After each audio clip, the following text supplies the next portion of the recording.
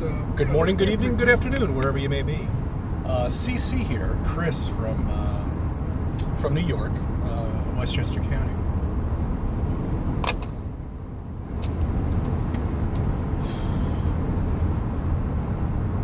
A couple things I want to point out to you today, just everyday shit that people don't think about,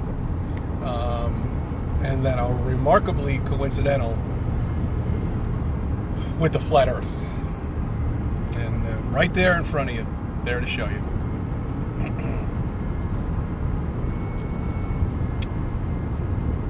Car's fixed, by the way. So, this is the company car that I drive. I went on Mark Sargent's show last night, his radio show. And, the best way to get on the show is to call, be one of, the first 5 callers. Don't call at, 11 o'clock at night. I had to wake up this morning at some ungodly hour of the morning. And so I spoke to him very quickly, and I said thank you, and hung up the phone. But I went into the, what I was talking about in the last couple of videos was the advertising on the moon. And he agreed with me, in terms of that. Because we all know there is no moon. You live on a flat Earth, guys. We're covered here with a dome. I want to get into one other thing too. At the end of this video, okay. Well, anyway, let me just start off with it. Anyway, we're going back in time right now. Okay, going back to 1986. Yes, that's right. Some of you weren't even born yet. Well, I was. I was a young boy. Young man, shall we say, back then, being indoctrinated in the system. Well on my way to wearing a suit and working for a corporation. A suit basically is a prison suit. You realize that, right? The only difference is that you're actually paying for this, and you've got to clean it once a week. That's what I consider suits now. Okay, welcome. You're in prison. Now you'll work for this corporation for the next 30 years. And when we lay you off and you're 65 years old, you got to go look for a job. And you lose your pension, whatever. Okay, see, I drifted a little bit there, sorry. Okay, so we're going back in time. We're going back to a time where Halley's Comet, which visits our planet, it's not a planet, our flat plane, once every 75, 76 years. They're not really quite sure about that. They just make these numbers up. But anyway, that's when it appears in the Amazing Light show up there, which was planted by our creator, of course. I don't know why he or she did that up there. I have no idea. Maybe to keep us on our toes. I don't know. So anyway, the last time it came by was 1986. And if you missed that, well, you're shit out of luck, because the next time it's going to come by is in 2061. So that's a long ways away from now. 40 years, almost, a little over 40 years. So anyway, my point is with Halley's Comet, I want you to think about this for a second. Okay, you got this supposed sun, scientists say, hold in all the planets. The gravitational pull of the sun is so strong, it holds in all the planets in our solar system, including Pluto, okay? But yet, it doesn't suck in this little comet, which I'm not even really sure how big it is. Half a mile, I don't know. Who cares? These freaking numbers, they make them up all the time. And doesn't get sucked in with the gravitational pull of the sun. Okay. Now, what people are going to say is, the correlation of the size of the moon, the size of Saturn and the planets coincide with the gravitational pull of the sun, and that's why the size of Halley's Comet doesn't get sucked into the sun. Bullshit! I don't buy any of it. It's crap. There is absolutely no way a comet could be orbiting our sun and not get disrupted and get sucked into the gravitational pull of the sun. There's just no way. It's impossible. Okay, the gravitational pull would be too intense. It would, forget it. If you can't see that, if you can't see this, the lies that are right there in front of you. Now, I remember seeing Halley's Comet. It was a long time ago, but I do remember it. And I want you to think about something else with these comets that are passing by. Never will you ever see one on the horizon. Ever. It'll always be up in the sky up there.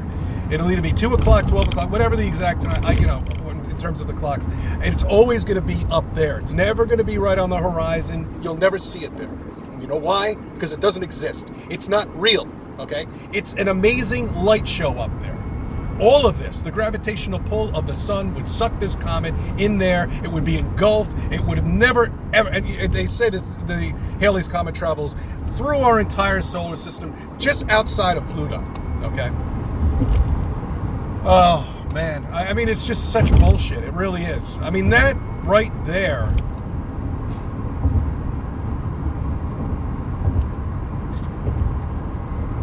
So, if you're around in 2061, don't forget to watch it. But by then, we'll be long into flat Earth, and economic collapse will already have happened, and the real truth will be coming out. But the Earth globes will be worth quite a bit of money on our flat plane.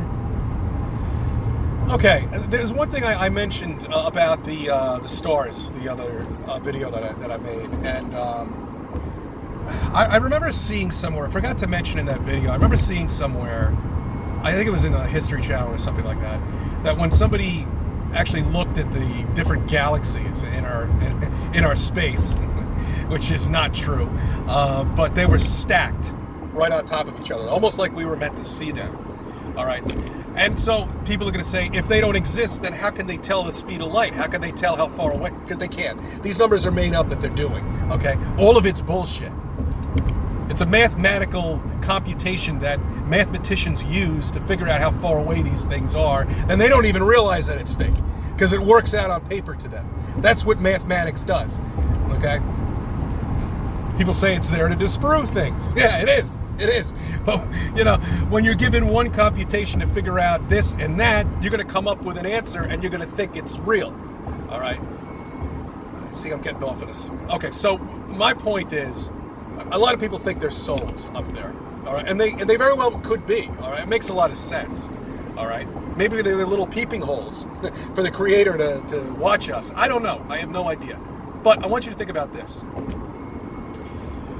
We used to have these little things, and they're still out there too. They're like 3D little, it's flat and it looks 3D because there's layer upon layer upon layer of the picture on there. So when you reflect it in a light, it actually looks 3D, but it's thin as paper. All right, we've all played with those things as we were kids. And I think they're still around too. They're pretty neat. They look really cool. They actually, the one I just recently saw looked really, really realistic.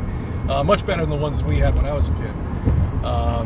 Anyway, so that's what I believe the stars are like too. I think if they are inside the dome, if they are inside the firmament, which would make sense, that there's probably layers of them in there, So this firmament up there must be enormously thick, all right? And so when you take a high-powered telescope, like the Hubble, well, no, that doesn't exist. Just picture any, a recreational telescope we can get our hands on that's semi-affordable. When you look in on that, it actually does appear that they're further away from each other. Meanwhile, they're just on the dome and they're only, I don't know, probably 80 miles up there, 100 miles, 200 miles. I don't know. I don't know how far it is up there. I have no idea. Just throwing numbers out there. All right? So I want you to think about that too. Layers upon layers upon layers of that sun. And that's probably how they can substantiate how far away these objects up there are. The amazing light show that we have up there, the incredible light show that has fooled us from the beginning. I want you to think about something else with the simulation, okay? With a plausible possibility beyond flat Earth. I want you to think about us, and I want you to think about the animals around us. Okay. We all share one thing in common with them. Survival. No matter how small they are or how minuscule they are, they all want to survive. They don't want to die. And they have this imprinted in their head, possibly in their program. I don't know. I really don't know. I was watching it's going to sound weird, but I was watching a squirrel the other day. On my lunch hour, I was eating lunch. I had to go to the office. And I saw this little baby squirrel, really cute. and he was hopping from tree branch to tree branch, and he was hopping from tree to tree. But he had to figure out how he can get to the other tree without dying, falling, if you know what I mean.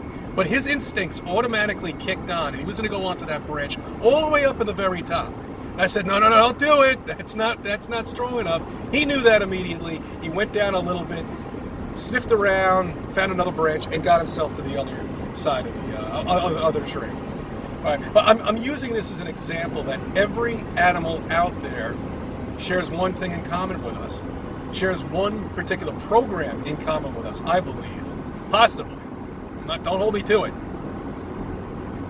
Is that we might not be able to communicate to them, but we all want to survive.